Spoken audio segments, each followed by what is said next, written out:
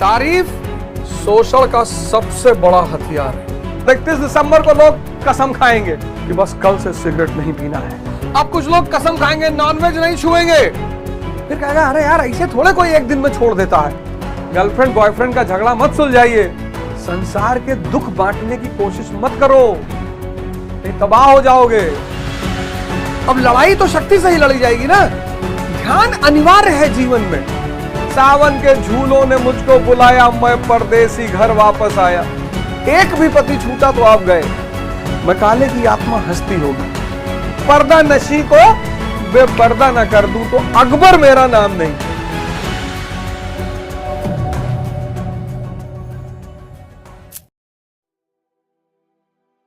ध्यान, जो भी ध्यानी होगा उसके 5 पति होंगे। पहला पति होगा धर्म, दूसरा पति होगा अनुराग यानी अर्जुन, तीसरा पति होगा भाव यानी भीम, चौथा पति होगा नियम यानी नकुल, और 5वां पति होगा सत्संग यानी सहदेव।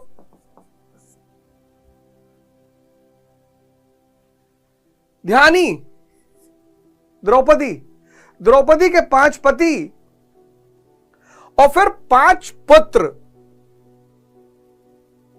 क्या गुरु महाराज ने व्याख्या की गीता की, आध्यात्मिक व्याख्या। इतिहास तो महाभारत में दर्ज है, आध्यात्मिक।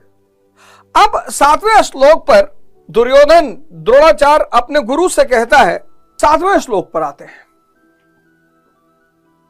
सजातीय शक्तियों का परिचय हो चुका है।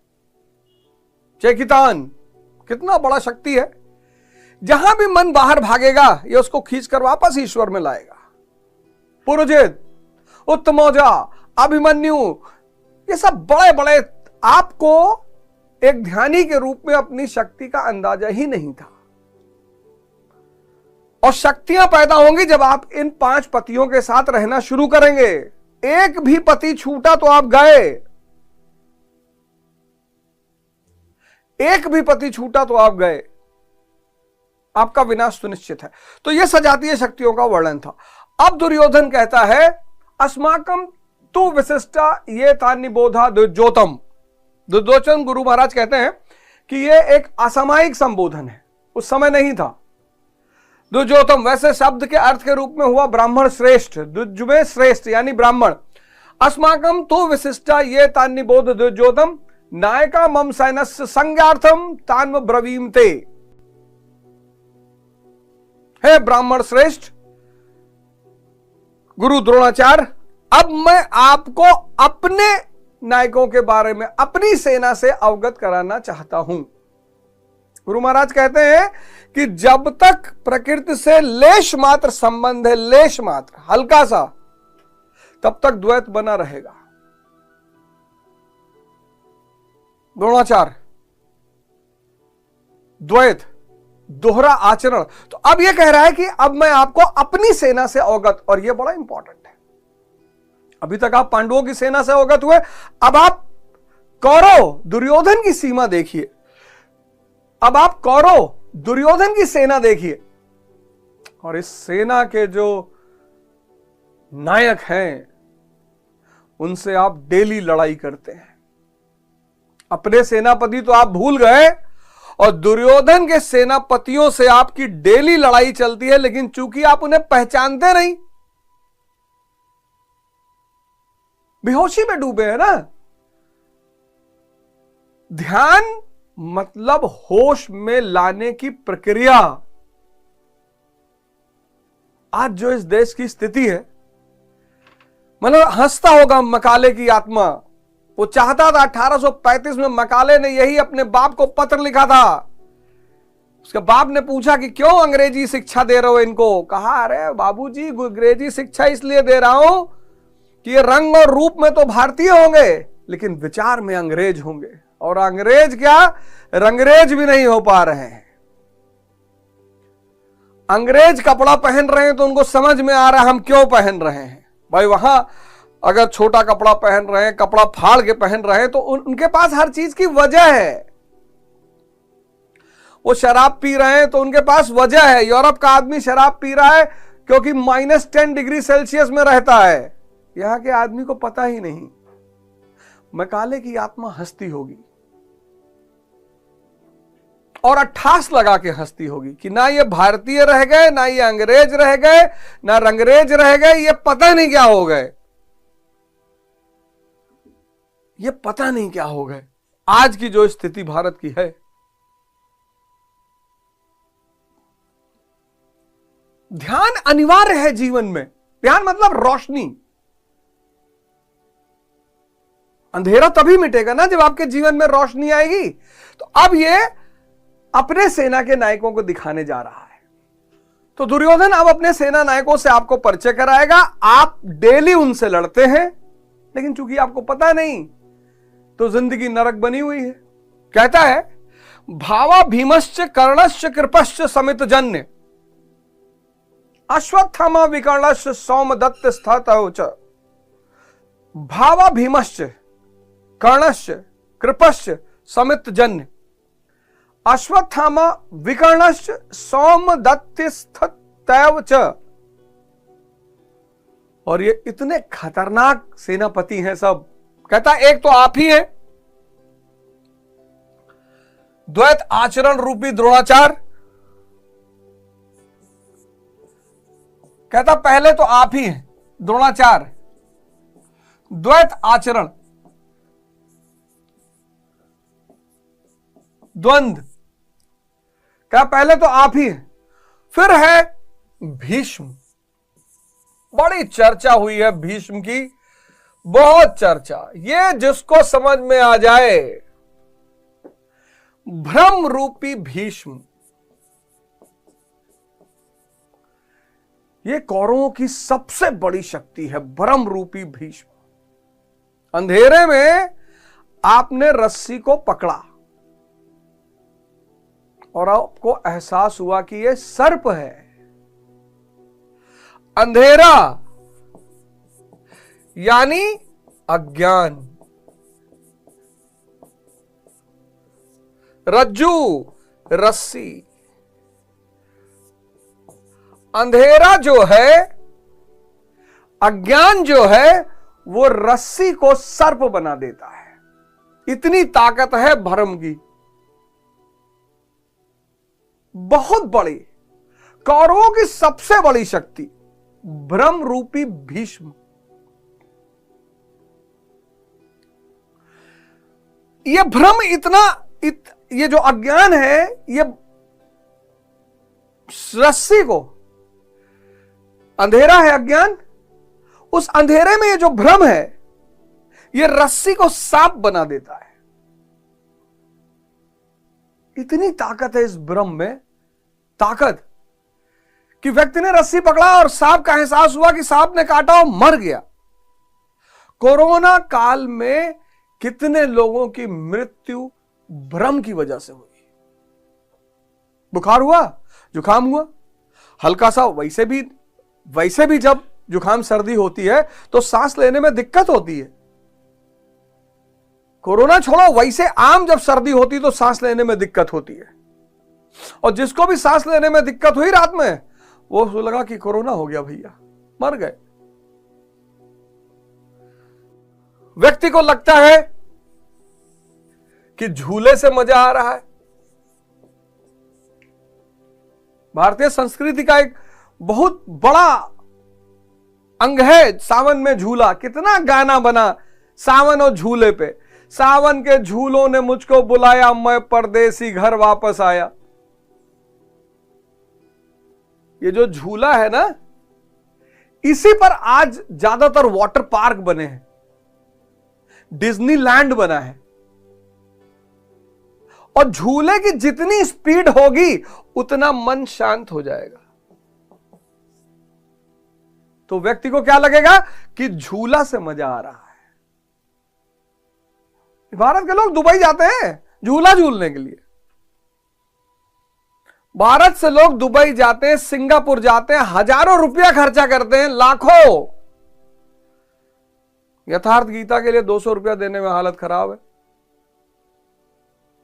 और मैंने आप सबसे निवेदन किया है कि कोई भी व्यक्ति जो देने योग्य है, जो नहीं है तो उससे क्या कहा जाए, जो नहीं है उससे तो कहा ही नहीं जा सकता, लेकिन जो देने योग्य है वो यथार्थ गीता जो लोग भी मंगा रहे हैं वो दान स्वरूप कुछ ना कुछ जरूर दें। इतना बड़ा ज्ञान आपको दिया जा रहा है। यह भ्रम है कि झूले से मजा आ रहा है, झूले से कोई मजा नहीं आ रहा है। झूला क्या कर रहा है, उसकी जो स्पीड है वो क्या कर रही है, वो आपके मन को शांत कर दे रही है। वो जो मन शांत हो रहा है उससे मजा आ रहा है। शराब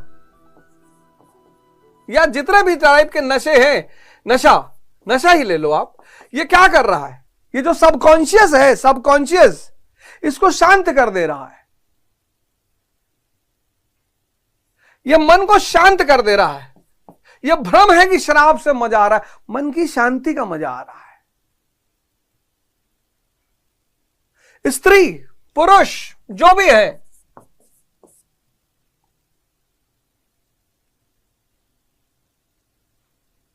भ्रम,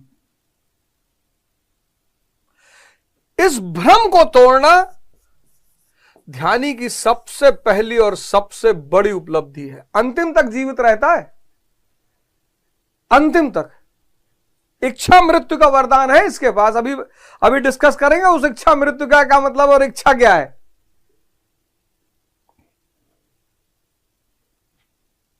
भ्रम, ना तो आपको झूले में मजा आ रहा है, ना आपको नशे में मजा आ रहा है, सब भ्रम है।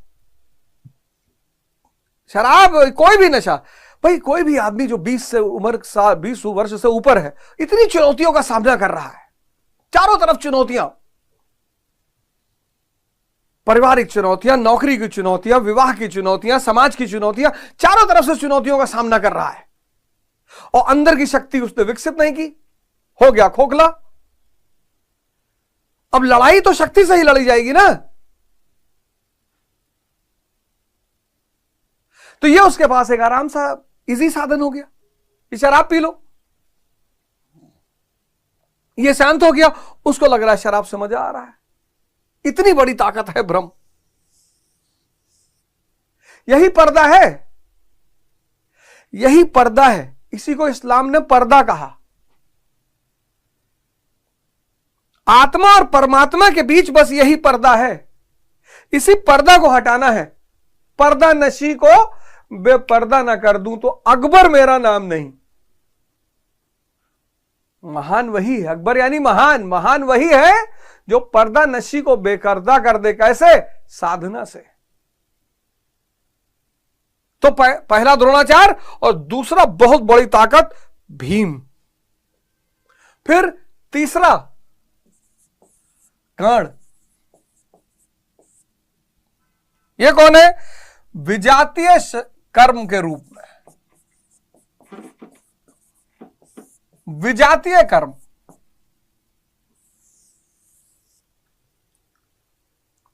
कर्ण ताकतवर है, आपसे सिगरेट पिलवा लेगा, आपको पता ही नहीं चलेगा। आप द्वैत से प्रभावित है, भ्रम से प्रभावित है, आपसे सिगरेट पिला लेगा। कितने लोग हैं? आ रहा है दिसंबर, आ रहा है दिसंबर, 31 दिसंबर को लोग कसम खाएंगे रात में कि बस कल से सिगरेट नहीं पीना है, एकदम ताव में कि नहीं पीना है चाहे जो हो जाए। पर चूंकि आपको अपने सेना के बारे में पता ही नहीं, आपको धृष्टद्युम्न के बारे में पता नहीं, चेकितान के बारे में पता नहीं, अनुराग के बारे में पता नहीं, भाव के, आप अकेले इनका शिकार होते रहते। अब कुछ लोग कसम खाएंगे नॉनवेज नहीं छुएंगे, नहीं तो गुरु महाराज बहुत मारेंगे लाठी से, कोई मुर्गा नहीं खाएंगे। अब कुछ लोग कसम खाएंगे 31 दिसंबर को कोई मूवी देखने नहीं जाएगा।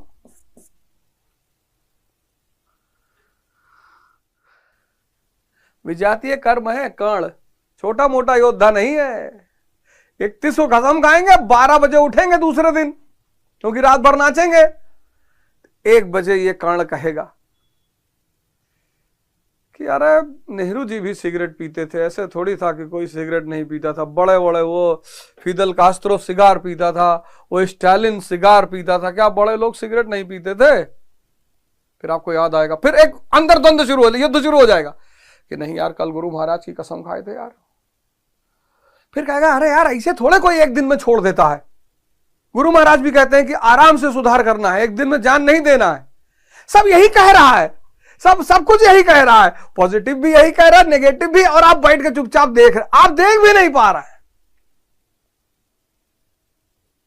अरे गुरु महाराज कहते हैं कि ऐसे कष्ट अपने आप को नहीं दिया जाता, भगवान सबको प्यार करते हैं और हम गुरु महाराज के बच्चे हैं, भगवत हमको गुरु महाराज माफ नहीं करेंगे। फिर कहेगा अच्छा चलो डेली एक धीरे धीरे खत्म करो, फिर 2 बजे तक एक सिगरेट पिलवा देगा। इतना बड़ा महारथी है ये कर्ण। विजातीय कर्म और न जाने कितने चीजों की आप कसम खाते होंगे, सबकी चर्चा तो मैं नहीं कर पाऊंगा, वो तो आपको पता ही होगा। बहुत सारी चीजें होंगी जिसका आप कसम खाते होंगे। ये बना दिया मैंने, सोच लीजिएगा आप क्यों हार जा रहे हैं। आपको अपनी सेना का एहसास नहीं है, और दुश्मन की सेना बहुत ताकतवर है। अगर अपनी सेना का एहसास ना हो तो दुश्मन की सेना बहुत ताकतवर है। जब तक आपको एहसास, और हमारे आपके साथ तो 2 लोग, एक भगवान साक्षात अंदर और एक भगवान साक्षात बाहर। अर्जुन के पास तो एक आदमी है श्री कृष्ण, हमारे पास 2 आदमी, एक अंदर चेतना, एक बाहर महाराज अड़गड़ानंद।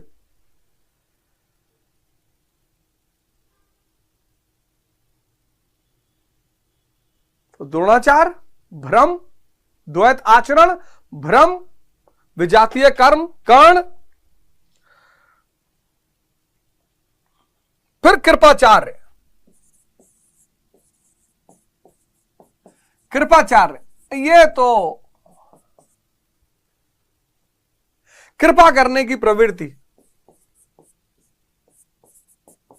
बहुत लोग इसके शिकार हैं, बहुत लोग, मतलब इतने लोग इसके शिकार हैं अनजाने में।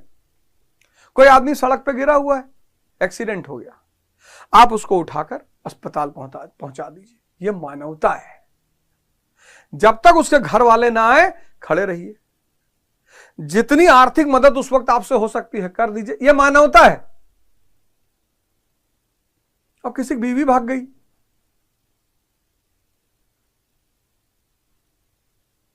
और आप उसके साथ दिन भर बैठे हैं कि नहीं भागना चाहिए था, गलत बात है, बताओ तुम 15 साल रखे अपने साथ और पाले पोसे बड़ा किए,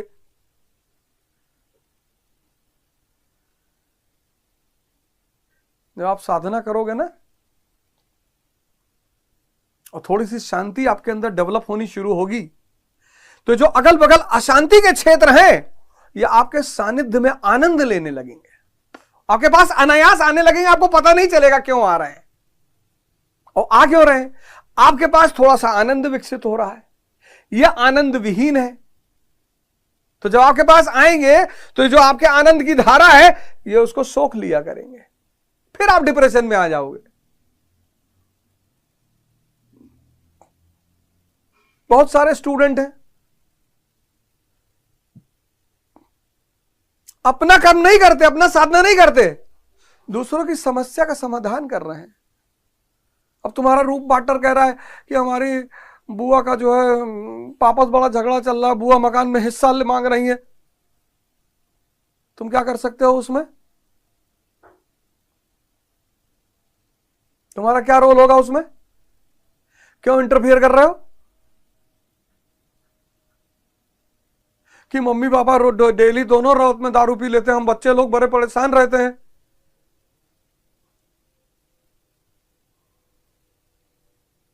किसी की मदद करो,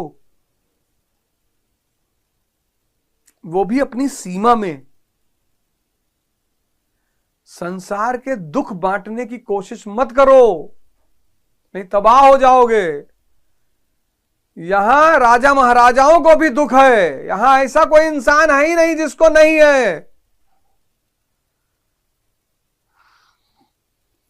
यही बात तो किसी को समझ में नहीं आ रही है।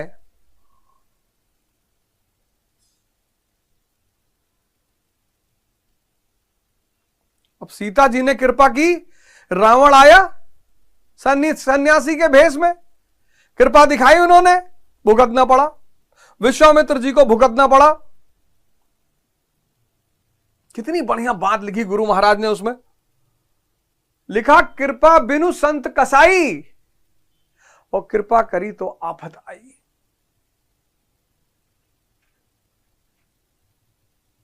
बहुत सारे केस होते हैं, भाई लड़की ने रात में हाथ दिया, भैया मेरा घर है मुझे छोड़ दीजिए, कई सारे केस हुए, और फिर उसने पलट कर केस कर दिया। तो अगर रात में कोई स्त्री आपको कहीं सड़क पे दिखाई पड़ रही तो आप फोन करिए, अपनी गाड़ी में बैठे रहिए, फोन करिए, पुलिस बुलाइए, उससे उसकी मदद करवाइए। कृपा बिना संत कसाई, और कृपा करे तो आफत आई, इससे बचिए। गर्लफ्रेंड बॉयफ्रेंड का झगड़ा मत सुलझाइए। किसी की बुआ अपने मकान में हिस्सा मांग रहे उसको मत देखने जाइए, नहीं तो आपकी साधना सब खत्म हो जाएगी। कृपाचार क्या लिखा गुरु महाराज ने? भावान भीमश्च कर्णश्च कृपश्च समित जन्य। ये इतना खतरनाक समित जन, इतना खतरनाक सेना नायक है कृपाचार्य कि पूरी सेना का विनाश कर सकता है।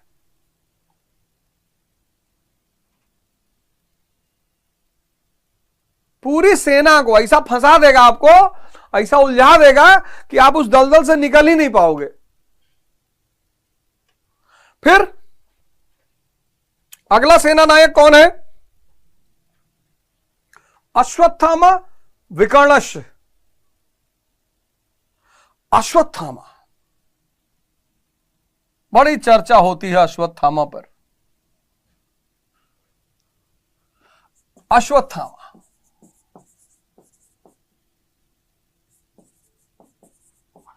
आसक्ति रूपी,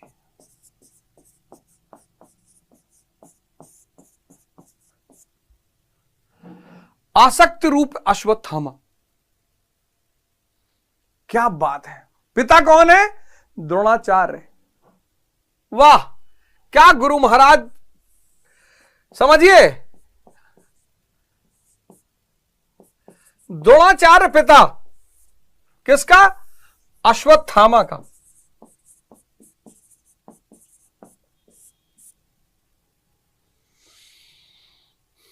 कौन है द्रोणाचार्य? द्वैत आचरण।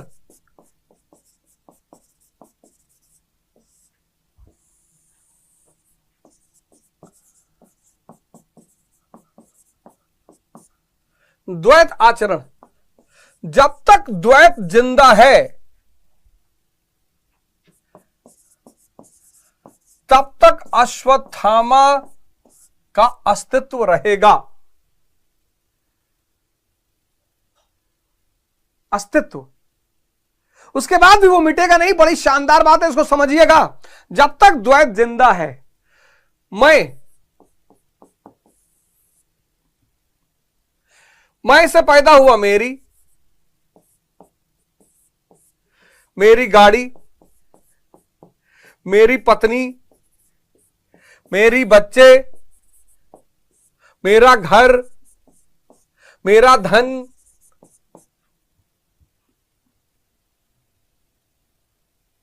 आसक्ति। जब तक द्वैत जिंदा है, मैं मजबूत है।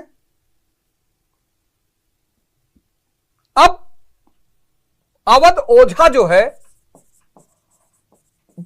पैदा हुआ 17 जनवरी 1972 शाम 4 बजे, जिला वाराणसी।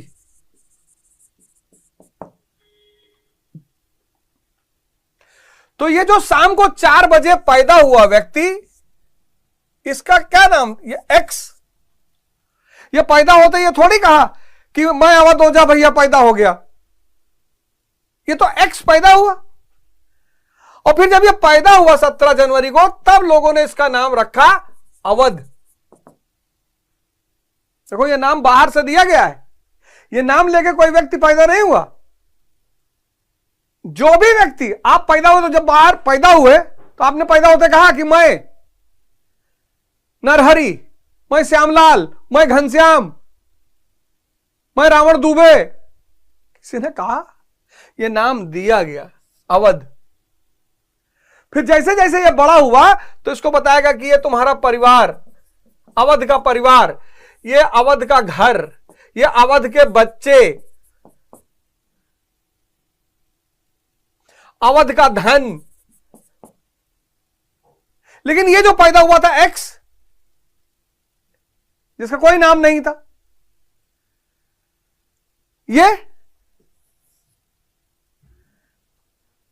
ये तो अवध का है सब ना। अवध खत्म, ये सब खत्म।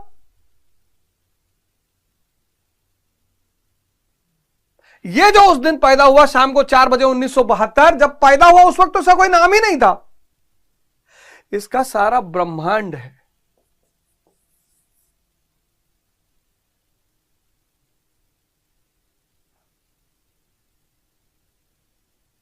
इसीलिए गीता कहती है कि जीवन एक लीला है और हर जन्म में मूवी बदल जाती है, पात्र बदल जाते हैं। जब अभिमन्यु की मृत्यु हुई और अर्जुन ने कहा मेरा बेटा मर गया, अब मैं नहीं लड़ूंगा, तो कृष्ण ने कहा चलो मिला लाते तुम्हारे बेटे से। लेके गए स्वर्ग। तो जब स्वर्ग में पहुंचे तो अर्जुन भगे अभिमन्यु की तरफ कि बेटा। उसने कहा कौन हो तुम? अरे बोले मैं तुम्हारा बाप अर्जुन। अरे बोले यार बहुत जन्म में हम तुम्हारे बाप बने, जाओ यार फालतू वाला ड्रामा ना करो।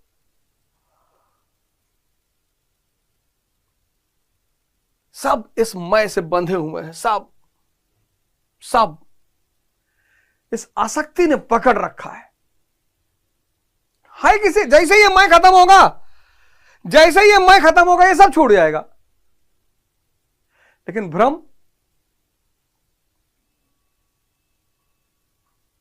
अश्वत्थामा यानी आसक्ति,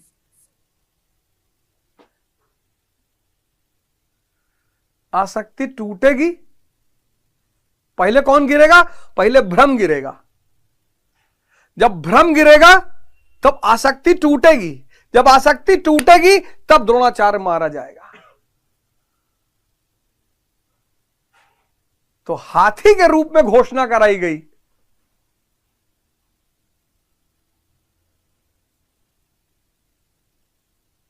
अश्वत्थामा, आसक्ति। लेकिन ये अमर कैसे, इस पे आगे चर्चा करेंगे। अश्वत्थामा अमर कैसे। फिर विकर्णश, विकल्प रूपी विकर्ण।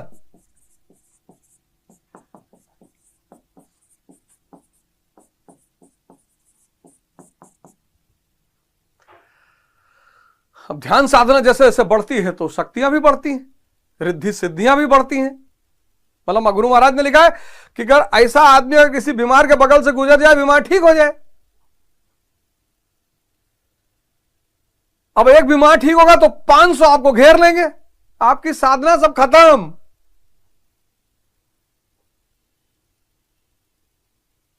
आपकी साधना सब खत्म। माया भी शक्ति देती है। माया ऐसे थोड़ी है, कमजोर थोड़ी है, माया भी शक्ति देती है, रिद्धि सिद्धि। और अगर इन रिद्धि सिद्धियों ने आपको घेर लिया, कल्पनाएं उठने लगी, जब लोग साधना करते हैं, एक्चुअली हमारी आदत है, वो हमारा स्वरूप है, ये हमारा स्वरूप है। हम कोई भी काम करते हैं तो उसका फल हमारे दिमाग में होता है। ऐसे जब लोग ध्यान भी, कोई भी काम दुनिया में अकारण करना नामुमकिन है।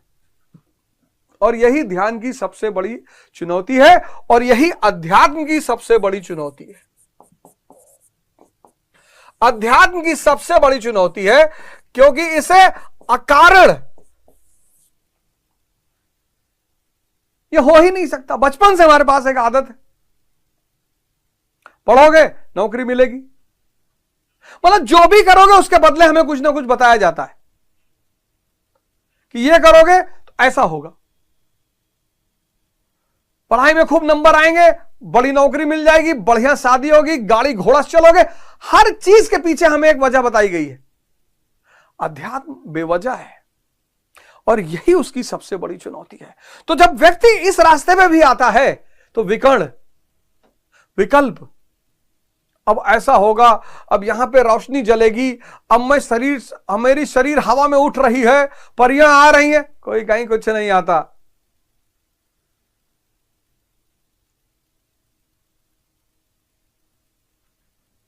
और जब थोड़ा हल्का हल्का सूरज निकलना शुरू होता है, उसकी शक्तियां अगल बगल दिखाई पड़ने लगती हैं।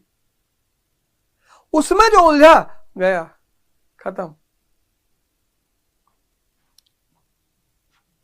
फिर भूरि श्रवा,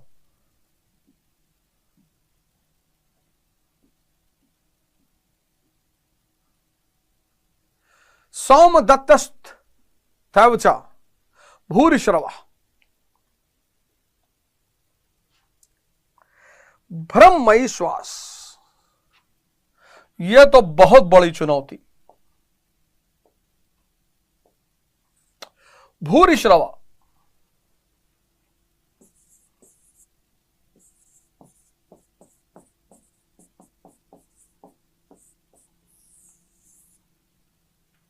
भ्रममयी श्वास।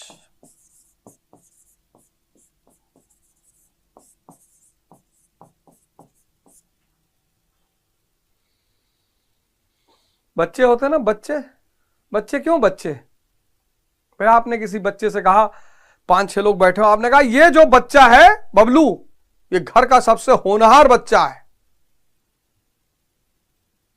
हम सब इसे मानते हैं, और इतना बढ़िया लड़का पूरे खानदान में पिछले 3000 साल में नहीं पैदा हुआ। और फिर आपने उस बच्चे से कहा चाय ले आओ, पान ले आओ, साबुन ले आओ, ये, और बच्चा बेचारा दौड़ दौड़ के सारे काम कर रहा हो। तो जब वो बड़ा होता है तब उसको पता चलता है कि कैसे हमारी तारीफ कर करके हमको शोषण किया गया था। तारीफ शोषण का सबसे बड़ा हथियार है। किसी ने किसी रिक्शे वाले से कभी कहा कि बहुत बढ़िया रिक्शा चलाते हो यार, क्योंकि उसका कौन शोषण करेगा। इसीलिए जो जागृत शक्तिशाली लोग होते हैं ना, जब आप उनकी तारीफ करते हो तो वो उसको चाटुकारिता मानते हैं। नजर में रहते हो आप उनके, डेली आके कहता है कि भैया आप तो एकदम विष्णु भगवान की तरह दिखते हैं। मत किया करो। और तारीफ सुनने की लत दुनिया की सबसे बड़ा रोग है।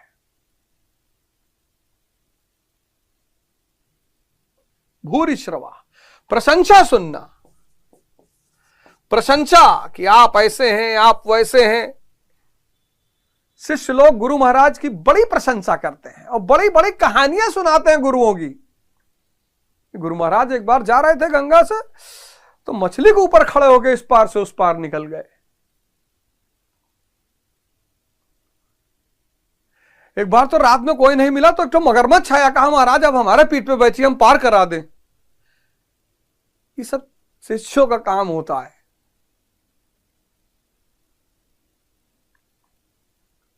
ये दुनिया का सबसे बड़ा रोग है और साधना का क्षय करता है ये बहुत खतरनाक। तो पहला कौन? पहला कौरव की सेना का पहला सेनापति द्रोणाचार्य, द्वैत। दूसरा उससे भी ज्यादा खतरनाक भीष्म। तीसरा कर्ण, विजातीय कर्म। चौथा अश्वत्थामा। पांचवा विकर्ण। छठा भूरिश्रवा।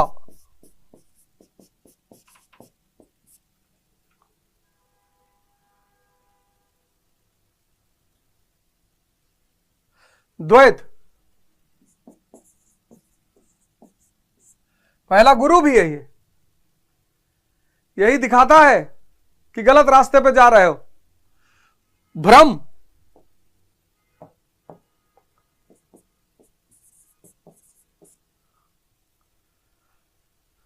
विजातीय कर्म,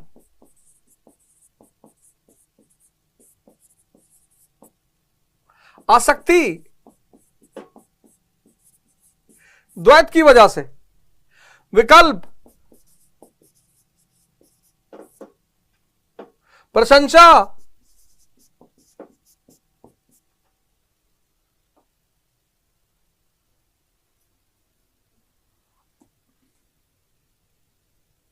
सारे विकारों का उद्गम यहां से है, भ्रम से। सारे विकार। इनके अपोजिट में कौन खड़ा है?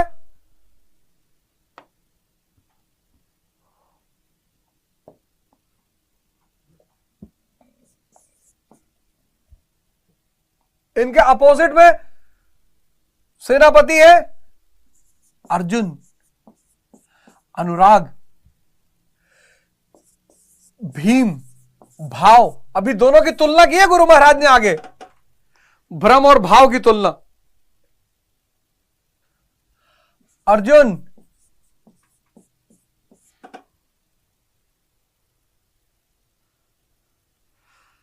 अब द्वैत को कौन मारेगा? अब कौन किसको मारेगा, यह बड़ा इंपॉर्टेंट है।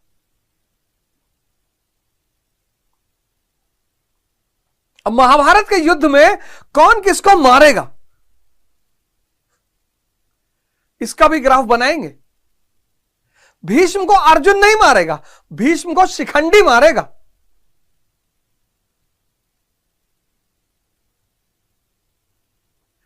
तो ये कौरवों के महारथी और पांडवों के प्रमुख महारथी अर्जुन, भीम, और गुरु महाराज ने आगे चल के तुलना कराई भीम और भीष्म की। और चेकितान,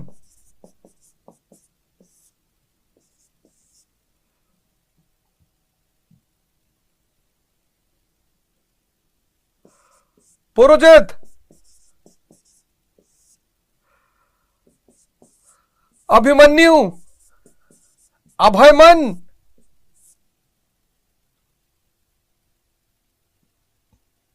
दोनों सेनाएं आमने सामने खड़ी हैं। आपने कभी इस तरह से सोचा कि ये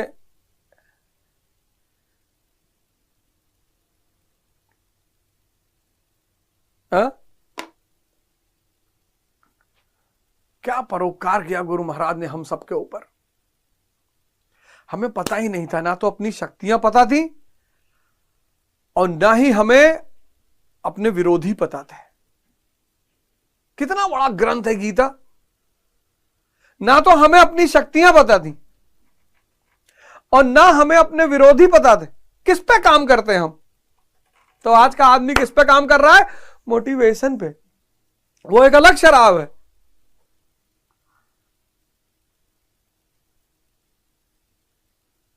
जितना भी दुख, संताप, विषाद आज चल रहा है, सबका हल ये इन्हीं शरण में आइए।